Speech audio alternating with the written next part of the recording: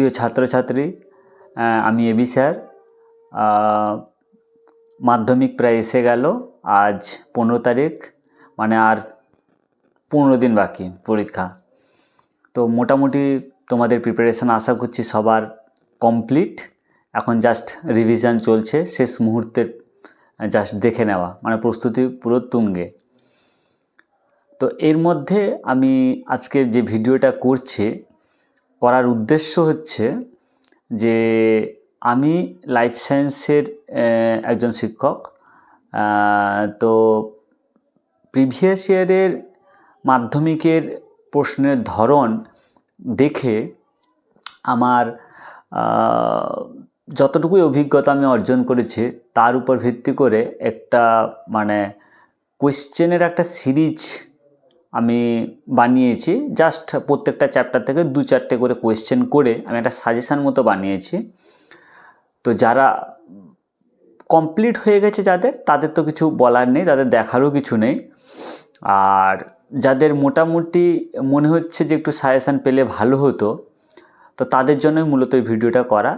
আর যাদের পুরো কমপ্লিট হয়েছে তারা চাইলে একটু জাস্ট দেখে নিতে পারে যে হ্যাঁ ওই কোয়েশ্চেনগুলো আমার প্রিপারেশান আছে। তো মাধ্যমিকের যে সিলেবাস তাতে জাস্ট সামান্য পেজের একটা বই, 130-40 পেজের একটা বই। তো সেখানে সাজেশান তো তোমরা করাই যায় না। প্রিভিয়াস ইয়ারে তোমরা কোয়েশ্চেনও দেখেছো যে লাইফ সায়েন্সের কোয়েশ্চেনের প্যাটার্ন খুব পরিবর্তন হয় এবং যেটা খুব শর্ট কোয়েশ্চেন টাইপেরই থাকে কোয়েশ্চেন। তো সেই জন্য সাজেশান সেরকম কিছু হয় না। তাও আমি কয়েকটা কোয়েশ্চেনকে এবছর ইম্পর্ট্যান্ট মনে করছি, সেই রকম করে আমি কোয়েশ্চেনটাকে সাজিয়েছি। যদি লাক ভালো থাকে তাহলে প্রশ্ন আসবে, আর যদি লাক খারাপ থাকে তাহলে কোনোগুলোই আসবে না। তো সুতরাং আমি বলবো যে এই সাজেশানটাই যে পড়ে যেতে হবে ওটা কোনো মানে নেই। যদি কেউ চাও দেখতে পারো, আর না হলে যেটা তোমরা নিজেরাই প্রিপারেশন করছো সেটাই প্রিপারেশন করতে থাকো। তো চলো শুরু করা যাক। লাইফ সায়েন্স সাজেশন 2026 প্রথম চ্যাপ্টার জীবজগতের নিয়ন্ত্রণ ও সমন্বয়। তোমরা জানো এই চ্যাপ্টারটা থেকে একটা লং কোয়েশ্চেন আসে, সেটা হচ্ছে ছবি আসে এখান থেকে। তো এই ছবিটা গত বছর এসেছিল চোখের ছবি। তাহলে এই চ্যাপ্টারটা থেকে আর দুটো ছবি আমরা প্র্যাকটিস করি সাধারণত। সেটা হচ্ছে প্রথম হচ্ছে প্রতিবর্ত চাপের চিত্র এঁকে নিম্নলিখিত অংশগুলো চিহ্নিত করো। গ্রাহক, কারক, সংজ্ঞাবহ স্নায়ু, আজ্ঞাবহ স্নায়ু, স্নায়ুকেন্দ্র, ধূসর বস্তু। কমনলি এই সমস্ত জিনিসগুলো আসে, ঠিক আছে। আর সেকেন্ড যে ছবিটা সেটা হচ্ছে স্নায়ুতন্ত্রের গঠনগত কার্যগত এককের একটি পরিচ্ছন্ন চিত্র অঙ্কন করে নিম্নলিখিত অংশগুলোই চিহ্নিত করো। ডেনড্রন, ডেনড্রাইট, মায়োলিন সিদ, নিউরিলেমা, নিজেলদানা, প্রান্তপুরুষ। এবছর যে টেস্টের পরীক্ষা হলো বিভিন্ন স্কুলে, তাতে স্নায়ুতন্ত্র গঠনগত কার্যগত একক মানে নিউরনের চিত্র বেশিরভাগ স্কুলে কিন্তু দিয়েছে। তথাপি এই যে প্রতিবর্ত চাপের যে চিত্রটা লাস্ট 2-3 বছর কিন্তু মাধ্যমিকে আসেনি। তো আমার সাজেশানে আমি প্রতিবর্ত চাপের চিত্রটাকে একটুকু বেশি এগিয়ে রাখছি। নেক্সট হচ্ছে 2 নম্বর চ্যাপ্টার জীবনের প্রবাহমানতা। তোমরা জানো এই চ্যাপ্টারটা থেকে একটা কোয়েশ্চেনের উত্তর লিখতে হয় তোমাদেরকে, আর এই কোয়েশ্চেনটার একটা অল্টারনেটিভ থাকে লেখা কোয়েশ্চেনে, আর একটা ড্রয়িংয়ে আসে যেটা 1 নম্বর দাগের কোয়েশ্চেনের অল্টারনেটিভ থাকে। তার মানে অ্যাকচুয়ালি এই চ্যাপ্টারটা থেকে 3টে কোয়েশ্চেন আছে। একটা হচ্ছে কি চিত্র, যেটা 1 নম্বর দাগের মানে 4.1-এর যে অল্টারনেটিভ থাকে সেটা এই চ্যাপ্টার থেকে আসে। আর 4.2-এ যেটা লেখা কোয়েশ্চেন আসে সেটা হচ্ছে কি একটা কোয়েশ্চেন যার অল্টারনেটিভ একটা থাকে, মানে টোটাল 3টে কোয়েশ্চেন। তো আমার সাজেশানে আমি এই চ্যাপ্টারটা থেকে বেশ কতগুলো কোয়েশ্চেনকে রেখেছি। প্রথমে হচ্ছে ইউক্যারিওটিক ক্রোমোজোমের বিজ্ঞানসম্মত চিত্র অঙ্কন করে নিম্নলিখিত অংশগুলি চিহ্নিত করো এবং তাতে chromatid, centromere, nucleolar organizer region বা নর, টেলোমিয়ার, প্রাথমিক খাঁজ, ক্রোমোমিয়ার, এই পয়েন্টগুলো চিহ্নিত করতে বলা হয়েছে। মূলত এগুলো বেশি ইম্পর্ট্যান্ট, তো এগুলো একটু তোমরা মাথায় রাখবে। সেকেন্ড কোয়েশ্চেনটা মাইটোসিস কোষ বিভাজনে মেটাফেজ দশার দুটি বৈশিষ্ট্য লেখো। গত বছর টেলোফেজ এবং অ্যানাফেজ থেকে কোয়েশ্চেন এসেছিলো, তো সেই জন্য আমি এবছর মেটাফেজটাকে ইম্পর্টেন্ট দিয়েছি। নিম্নলিখিত বৈশিষ্ট্যের উপর উদ্ভিদ ও প্রাণী সাইটোকাইনেসিসের পার্থক্য লেখো। সেটা পদ্ধতিগত পার্থক্য, সূচনার সময়কাল, গলগি বস্তুর ভূমিকা এবং বৃমতন্তু গঠন। এই 4টি বিষয়ের উপর ভিত্তি করে তোমরা একটু পার্থক্যটাকে পড়বে। 3 নম্বর প্রশ্ন আছে, প্রদত্ত বিষয়গুলি অনুযায়ী মাইটোসিস ও মিওসিসের কোষ বিভাজনের মধ্যে পার্থক্য লেখো। তার পার্থক্যটা তোমার সম্পাদনের স্থান, ক্রোমোজোম বিভাজনের প্রকৃতি এবং উৎপন্ন কোষের সংখ্যা, এই বিষয়গুলোর উপর ভিত্তি করে মূলত পার্থক্যটাকে পড়তে হবে তোমাদেরকে। আর তোমার ক্রোমোজোমটি যে যে উপাদান নিয়ে গঠিত তার একটা তালিকা তৈরি করো। এই কোয়েশ্চেনটা কিন্তু আগের বছর কিন্তু আসেনি, প্রিভিয়াস যে মাধ্যমিকের কোয়েশ্চেন হয়েছে তাতে কিন্তু এই কোয়েশ্চেনটা এসেছে। তো সেই জন্য এই কোয়েশ্চেনটাকে একটু তোমরা গুরুত্ব দিয়ে রাখবে। পরের কোয়েশ্চেনটা আসছে, প্রোফেজ ও টেলোফেজ দশার 3টি বিপরীতমুখী ঘটনা উল্লেখ করো। বা এই কোয়েশ্চেনটা আরেকটুকু ঘুরিয়ে আসতে পারে, প্রোফেজ এবং টেলোফেজ যে দশাটা পরস্পর বিপরীতমুখী ক্রিয়া করে।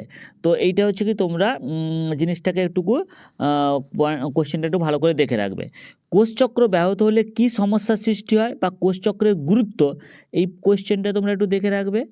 নেক্সট হচ্ছে কি, মানুষের বিকাশের অন্তিম পরিণতি বা বার্ধক্য দশায় দৃষ্টিশক্তি এবং অস্থি সংক্রান্ত দুটো পরিবর্তন উল্লেখ করো। মানে চোখের এবং হাড়ের উপরে কি পরিবর্তন হয় সেটা তোমাদেরকে একটু দেখে রাখতে হবে। বৃদ্ধি ও বিকাশের মধ্যে সম্পর্ক প্রতিষ্ঠা করো। তাহলে এই চ্যাপ্টারটা থেকে আমি 5টা কোয়েশ্চেনকে আমি সাজেশন ফর্মে রেখেছি। নেক্সট হচ্ছে কি, থার্ড চ্যাপ্টার, যেটা বংশগতি ও কয়েকটি সাধারণ জিনগত রোগ। এই চ্যাপ্টারটা থেকে তোমাদের একটা প্রশ্নের উত্তর লিখতে হয়, আর তার অল্টারনেটিভ আর একটা থাকে। কোয়েশ্চেনটা হচ্ছে কি 4.3-তে দেওয়া থাকে সাধারণত। তো তোমরা এই চ্যাপ্টারটা থেকে একটা কোয়েশ্চেন হচ্ছে, মেন্ডেলের বংশগতি সংক্রান্ত সূত্রে বিচ্যুতির একটি উদাহরণসহ ব্যাখ্যা দাও। মানে কি অসম্পূর্ণ প্রকটতাটা একটু দেখে রাখতে হবে। থ্যালাসেমিয়া রোগের 2টি উপসর্গ উল্লেখ করো, সেটা একটু দেখে রাখবে। নেক্সট হচ্ছে কি, মেন্ডেলের একসংখ্য জনন পরীক্ষাটি চেকার বোর্ডের সাহায্যে দেখাও। গত বছর দ্বিসংখ্যক জননের ওই গিনিপিগ এবং হচ্ছে তোমার যেটা মটর গাছের ছবি রয়েছে, মটর গাছের যে রয়েছে পরীক্ষাটা তোমাদের, সেটা কিন্তু দুটো থেকেই প্রশ্ন এসেছে। তো সুতরাং এই জন্য আমি এবছর একসংখ্যক জননটাকে ইম্পর্টেন্ট মনে করছি। এই পরীক্ষার প্রাপ্ত সূত্রটি একটু লেখো, সেটা একটু তোমরা দেখে রাখবে। মানুষের ক্ষেত্রে সন্তানের লিঙ্গ কিভাবে নির্ধারিত হয় তা একটি ক্রসের সাহায্যে দেখাও, অথবা মানুষের লিঙ্গ নির্ধারণের ক্ষেত্রে পিতাই মুখ্য ভূমিকা পালন করে, বক্তব্যটি ব্যাখ্যা করো। এই কোশ্চেনটাকে একটু দেখে রাখতে হবে। মেন্ডেল তার পরীক্ষায় মটর গাছ কেন নির্বাচন করেন, সেটা একটু তোমরা পড়বে। একজন স্বাভাবিক বর্ণাঢ্য বাহক মহিলার সঙ্গে স্বাভাবিক পুরুষের বিবাহ হলে কীরূপ ফলাফল দেখা যাবে তা চেকার বোর্ডের সাহায্যে দেখাও। গত বছর হিমোফিলিয়া থেকে এই ক্রস মানে ক্যালকুলেশনগুলো এসেছে, তো আমার ধারণা এবছর বর্ণাঢ্যতা থেকে দিতে পারে, তো সেটা দেখবে। মেন্ডেলের সাফল্য লাভের 2টি কারণ উল্লেখ করো। এই যে চ্যাপ্টারটা, থার্ড চ্যাপ্টারটা থেকে আমি টোটাল 4টে কোয়েশ্চেনকে সাজেশন ফর্মে নিয়েছি, তোমরা একটু দেখবে। নেক্সট হচ্ছে অভিব্যক্তি ও অভিযোজন। এই যে 4 নম্বর চ্যাপ্টারটা, এখান থেকে তোমাদের একটা প্রশ্নের উত্তর লিখতে হয় এবং সেটা তার অল্টারনেটিভ আর একটা কোয়েশ্চেন থাকে। তো এখান থেকে আমি টোটাল 5টা কোয়েশ্চেন দিয়েছি। কি কি? ল্যামার্কের অভিব্যক্তি সংক্রান্ত তত্ত্বের প্রতিপাদ্য প্রধান 2টি বিষয় বর্ণনা করো। গত বছর যেহেতু ডারউইন এসছে সেই জন্য আমি ল্যামার্ককে ইম্পর্টেন্ট দিয়েছি বছর। মিলার ও উরের পরীক্ষাটি সংক্ষেপে বর্ণনা করো। অনেক সময় মিলার ও উরের পরীক্ষার সিদ্ধান্তটা আসে, তো তাহলে তুমি যখন পরীক্ষাটা পড়ছো তখন সিদ্ধান্তটাকে একটু দেখে রাখবে। অভিব্যক্তির মূল ভিত্তি হলো অভিযোজন, বক্তব্যটি ব্যাখ্যা করো। সুন্দরী উদ্ভিদের লবণ সহনের 3টি অভিযোজনগত বৈশিষ্ট্য লেখো। নেক্সট হচ্ছে কি, বাষ্পমোচনের হার কমাবার জন্য ক্যাকটাসের দেহে 2টি অভিযোজনগত বৈশিষ্ট্য আলোচনা করো, এটা একটু দেখবে। জিরাফের লম্বা গলার উৎপত্তি সম্পর্কে ল্যামার্ক ও ডারউইনের তত্ত্ব ব্যাখ্যা করো, এই কোয়েশ্চেনটা দেখে রাখবে। বিবর্তনে বা অভিব্যক্তিতে সমসংস্থ ও সমবৃত্তি অঙ্গের ভূমিকা কী? একটি মৌচাকে কোনো শ্রমিক মৌমাছি অন্য শ্রমিক মৌমাছিদের কীভাবে খাদ্যের উৎসের সন্ধান ও অবস্থান জানায়, সেটা একটু দেখে রাখবে। মাছ, উভচর ও স্তন্যপায়ী হৃৎপিণ্ডের গঠনগত বিবর্তনকে কিভাবে সমর্থন করে, বা এই কোয়েশ্চেনটা এইভাবে আসতে পারে যে বিবর্তনের ইতিহাসে হৃৎপিণ্ডের গঠনগত পরিবর্তন কীরূপ গুরুত্বপূর্ণ ভূমিকা পালন করে লেখো। তো একই কোয়েশ্চেন তোমরা একটু দেখে রাখবে। আচ্ছা, খাদ্য সংগ্রহ এবং রোগ প্রতিরোধের ক্ষেত্রে শিম্পাঞ্জিরা যেভাবে বুদ্ধিমত্তার সঙ্গে সমস্যার সমাধান করে তার উদাহরণ দাও। এই কটা মানে 5টা প্রশ্ন এই চ্যাপ্টারটা থেকে একটুকু ইম্পর্টেন্ট আছে, সবাই একটুকু নজরে রেখো। নেক্সট হচ্ছে কি লাস্ট চ্যাপ্টার, যেটা পরিবেশ, তার সম্পদ ও তাদের সংরক্ষণ। তোমরা জানো এই চ্যাপ্টারটা থেকে টোটাল 2টো প্রশ্নের উত্তর লিখতে হয় এবং প্রত্যেকটা থেকে একটা অথবা কোয়েশ্চেন থাকে। তো সুতরাং সেই জন্য 4টে কোয়েশ্চেন এই চ্যাপ্টারটা থেকে অ্যাকচুয়ালি পরীক্ষায় দেওয়া হয়, তোমাদেরকে লিখতে হয় 2টো। তো আমি এখান থেকে 7টা প্রশ্নকে সাজেশন ফর্মে নিয়েছি। প্রথম যে প্রশ্নটা দিয়েছে, নাইট্রোজেন চক্রের ধাপসমূহ একটি পর্যায়চিত্রের মাধ্যমে দেখাও। মানুষের ক্রিয়াকলাপের ফলে নাইট্রোজেন চক্র ব্যাহত হচ্ছে, দুটি ঘটনা উল্লেখ করে এর যথার্থতা প্রমাণ করো। গত বছর নাইট্রোজেন চক্রের গুরুত্ব এসেছিল, তো সেই জন্য এই 2টো প্রশ্ন এবছর একটু ইম্পর্ট্যান্ট আছে। হটস্পটের শর্তাবলীগুলি লেখো। গত বছর হটস্পটে পসিবলি সুন্দরল্যান্ডটা থেকে প্রশ্ন এসেছিল, তো এবছর কিন্তু শর্তটা ইম্পর্ট্যান্ট আছে। ইনসিটু এক্সিটু সংরক্ষণের পার্থক্য লেখো, একটু দেখে রাখবে।